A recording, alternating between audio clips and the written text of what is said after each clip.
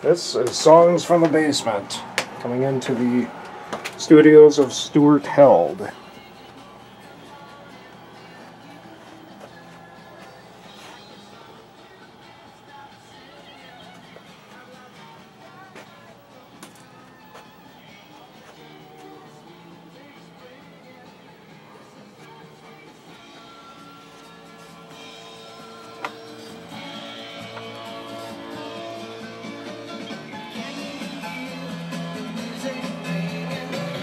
Oh, hello. I didn't expect any visitors today, but hello. Oh, what are you doing? Well, having dinner right now, but instead... looks like tasty platters there. Yes, we got some tasty stuff going on the turntables today. Today I'm just kind of doing some light production, and what I'm doing, I can actually demonstrate how I'm doing my show, and how this whole system works down here. First off, I'm actually letting this go on a computer system right now, and I'm playing a song by a group called Bonnaroo from 1975. And there's the turntable, the record. Just to let you know, we actually do play records here. And this one actually is not skipping, which is a good thing, because I've taken care of the record. And what we do is... You can see it here, but it's being hidden by the windscreen. I actually talk through this microphone, the orange one. I'll tell you what, I will demonstrate here how it all works. Okay, here we go. The song is ending. About another few seconds ready to go. I put my trusty headphones on like this.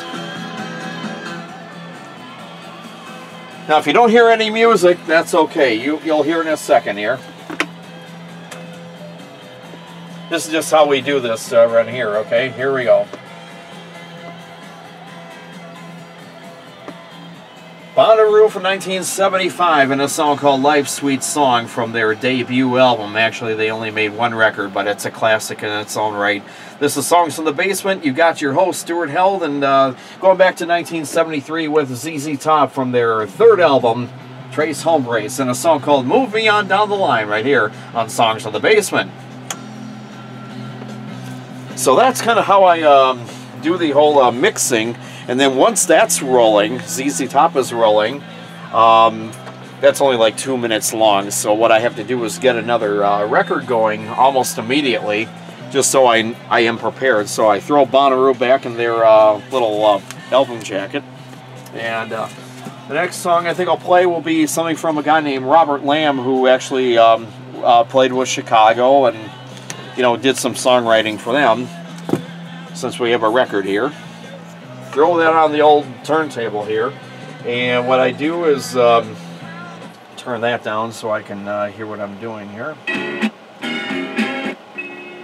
Gotta wait to catch the next song, so I let it play, stop the old thing, back it up, and let it go a little slack, and that is ready to go. Turn up my volume here to make sure that the levels are good. And all I need to do now is wait for ZZ Top to end. And then once that fades, I will start the other one. I'll do what we call a segue in radio, where I don't have to actually talk, unless you guys want to hear me talk, which I can always do too. So anyway, that's kind of what I do. I have a stack of records, 32 songs or something like that. And usually I'll put them in my little box so I don't have to reach to the floor or anything. These will be the records that you have prepared for the show you are doing, correct? Absolutely. Right. And then you got plenty of other records just in this room and in the adjacent rooms and all over. You got thousands and thousands of records, 45s even. Oh yeah. Cassette tapes. Look, wow, cassettes. I do play cassettes, and on my system, most of them do work. Some of them are a little, older, so I don't play them. Plenty of 45s and plenty of new ideas, like these new stacks here. They're all going for future shows.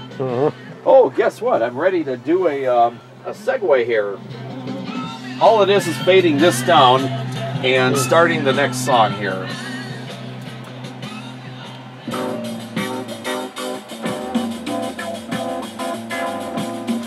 No one will ever know unless you're watching this. So, from that point on, I'll just let this song play, and then what I need to do from this point on is to get another song on. Now, I could play another ZZ Top thing, but I already played ZZ Top, so don't think I've got to play another song from this record, unless I do on a future show. So, of course, anyone who has handled records before, you know, you just throw it back into the jacket here. And let's see here, what else should we play? Okay. Tommy James, one of his solo records.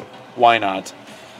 Let's take that out. And Tommy James without the Shondells. Yep, this is when he went solo. On the CCR's label. Yep, Fantasy Records. Came out in 1976. Actually, I got this not long ago and opened it up not all that long ago. So, what I need to do is do my cue. I have like these little knobs and everything for people who might not have seen a mixing board like this. So I'm thinking, what do I want to play? Let's see. Let's do the third song here. Alright, this is going to be a fun one because I have to fade this one in. Actually, so here's what I need to do. Just fade that in and wait for this song to actually to finish. Although, if you want to, since this is just a demonstration, I can do this. Oops, I turned the record off, but that's okay. People aren't going to hear this. So what I'm going to do is put the needle to the end of this song, like this. And I'll tell you what, why don't I pretend like I'm going to talk here and kind of show you what it's kind of like here.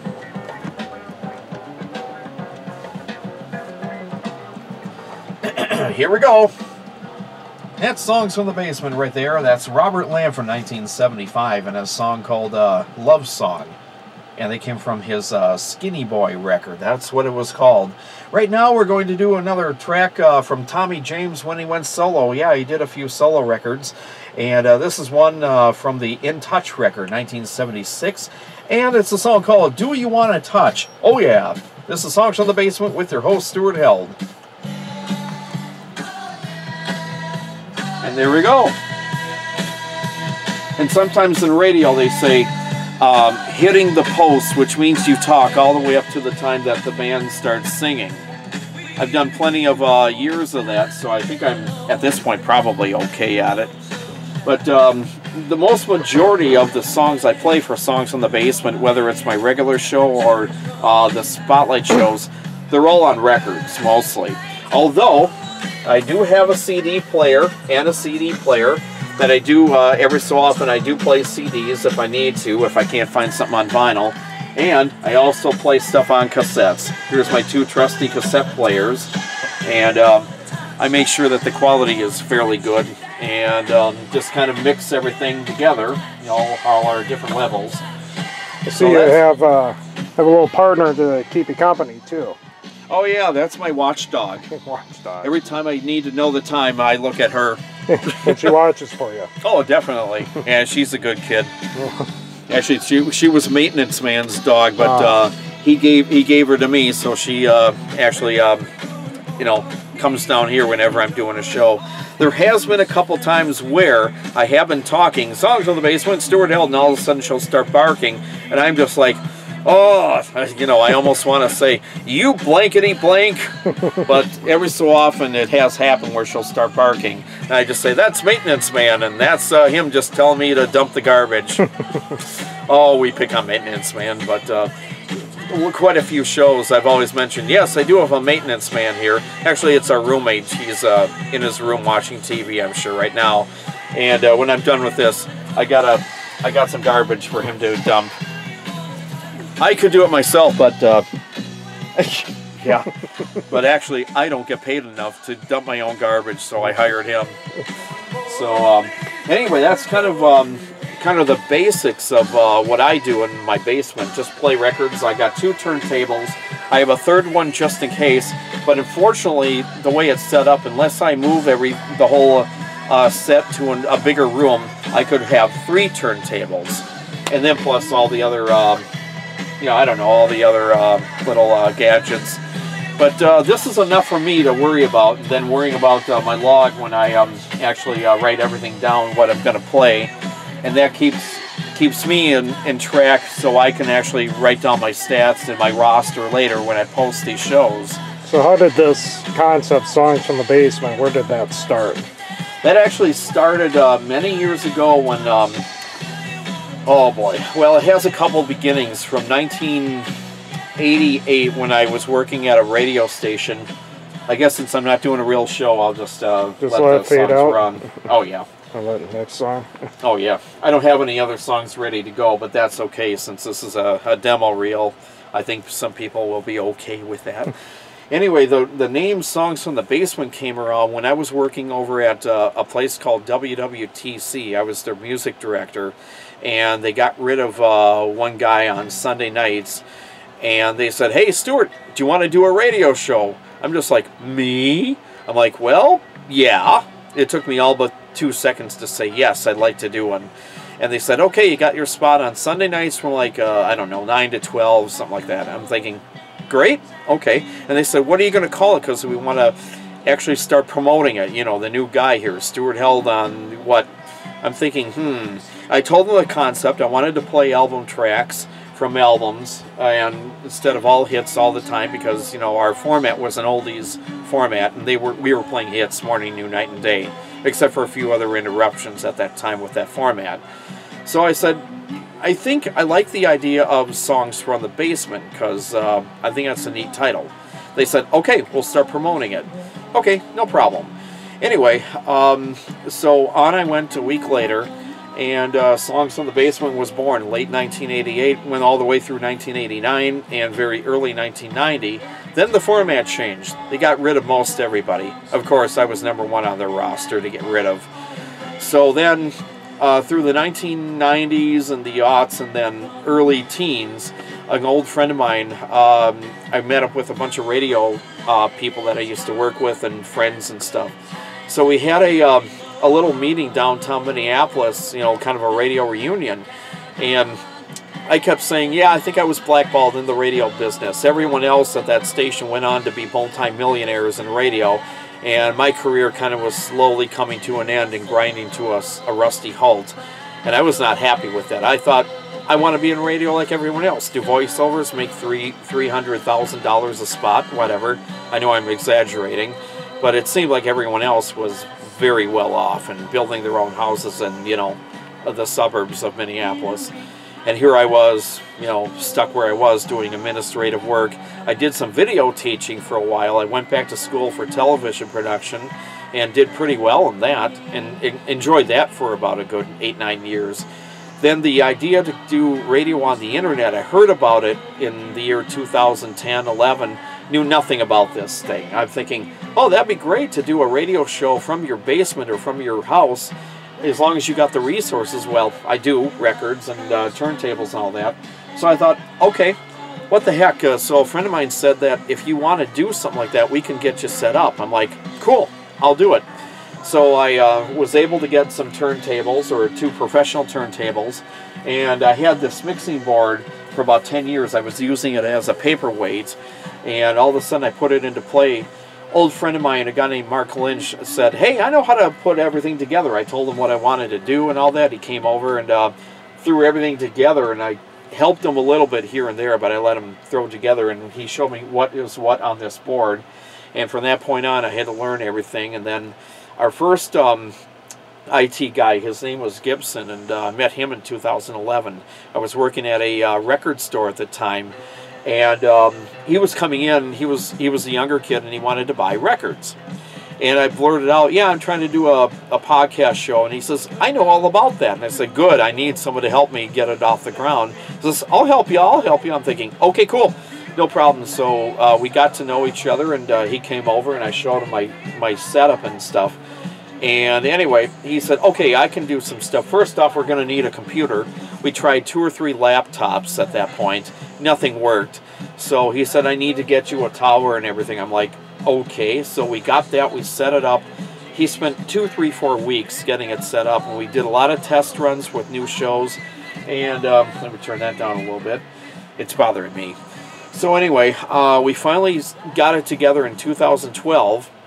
and started doing early shows for Songs on the Basement and experimenting with what we call spotlight shows, where I'll play sometimes 90 minutes, 2 hours of music from one group, like their album tracks. Instead of playing all the hits from a certain band, we'll play, stuff that people maybe should hear, and they can go ahead and say, hey, I like that band that I heard from Songs in the Basement. I'm going to go buy their CDs or records. And I thought, it's a great concept. No, I don't believe no one else is doing it. So I thought I'd try it, and we do 2 shows a week, post them. So by 2013, I finally said to Gibson, I think it's time we air this show. I've got about 50 shows all ready to go. He says, okay, sure. We looked around for companies to podcast, and he said, here's one called Podomatic. And I thought, okay, great, we can afford it. And so I pay for the copyrights, and that's how we have started. July 2013 is when we got the show on the air, and it was not quite an instant success, but it grew and grew and grew, and I think we've done very well ever since. The last year has been really well. So I've just been doing the same thing. Here and there I'll do special shows like Christmas stuff and other holiday shows, Thanksgiving. We did one on all food music. So after that, Gibson departs in 2014. I get a friend of mine named Russ Owens, and he's now the IT person. Another guy named Maiden, who is a backup person, who can be here if in case he's in town. And then I have maintenance man to dump my garbage out. And then we got the watchdog, and we got a couple other people that will help if needed. And I'm thinking, we're building a little bit, a small staff. And usually, if everyone says, well, what if you get complaints or people don't like your show and the other people are working with us on the show, they don't know those people. It's always my name up front, so I'm going to be the one who will take the arrows for good or bad or positive feedback or negative. I can take it. I'm a big boy. And anyway, my experience working in, radio, all these years, I've worked at 5 or 6 different radio stations up in the Twin City area. Starting off, my radio career started in 1978 in high school. We had a radio station there called KDXL. Some people actually went into television, radio. Some people went into the music business. And I stayed in radio because that's what I was comfortable doing. And that's what I love to do. So every so often we'll have KDXL reunions for some of the guys that want to show up. Anyway, that's kind of what we have done. So anything you want to say in conclusion? Well, I want to say, thank you very much for tuning into the shows, and hopefully everybody likes it, and we'll continue to do that no matter where we are. And any complaints, please let us know, or any positive feedback, let me know too. Otherwise, go buy these records that we're playing, and you'll like them too. And that's what I'm just trying to do, is just basically a musical messenger, and play stuff that people maybe have not heard before, and maybe you have, and just make widen the record sales for out-of-print music. That's really the concept of the show, Songs in the Basement. All right, thank you. Thank you very much.